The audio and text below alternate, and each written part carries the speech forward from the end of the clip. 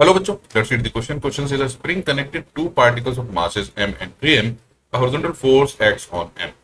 Ignoring friction, when the elongation of the spring is x, then number one, a2 is equals to kx upon 3m. Two, a1 is equals to f minus kx upon m. Three, f is equals to ma1 plus 3ma2, and four, a1 is equals to a2, which is equals to f upon 4m at the time of maximum elongation of the spring.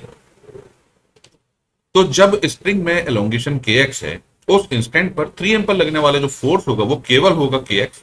इसका मतलब के X will be equal to 3ma, यानी इस पर लगेगा केवल spring force 3m पर, that is के एक्स, और दूसरे मास पर यानी इस पर m पर लगेगा फोर्स f और के x in the backward direction.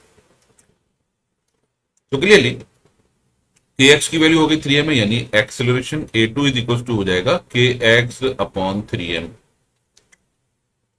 साथ ही साथ m पर लगने वाले फोर्स है f माइनस के एक्स, तो f माइनस के एक्स इज इक्वल टू होगा ma1, यानी a1 की जो वैल्यू होगी वो होगी f माइनस के एक्स अपॉन m। तो ये वैल्यू आ गई f की।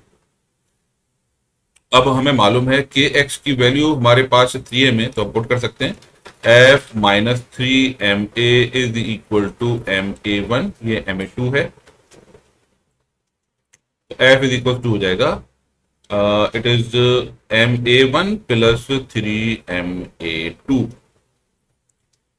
साथ ही साथ अगर एलोंगेशन मैक्सिमम होगा तो at the instant of maximum elongation इस समय स्ट्रिंग हमारी इन दोनों का जो रिलेटिव वेलोसिटी है वो जीरो हो जाएगी और रिलेटिव एक्सेलरेशन भी हो जाएगा जीरो। इसका मतलब दोनों का एक्सेलरेशन होगा सेम। तो हम बोल सकते हैं उस केस में a1 इज इक्वल टू हो जाएगा a2, which implies f is equal to यहां हो जाएगा 4ma, यानी acceleration is equal to 4 upon f upon 4m, f upon 4m।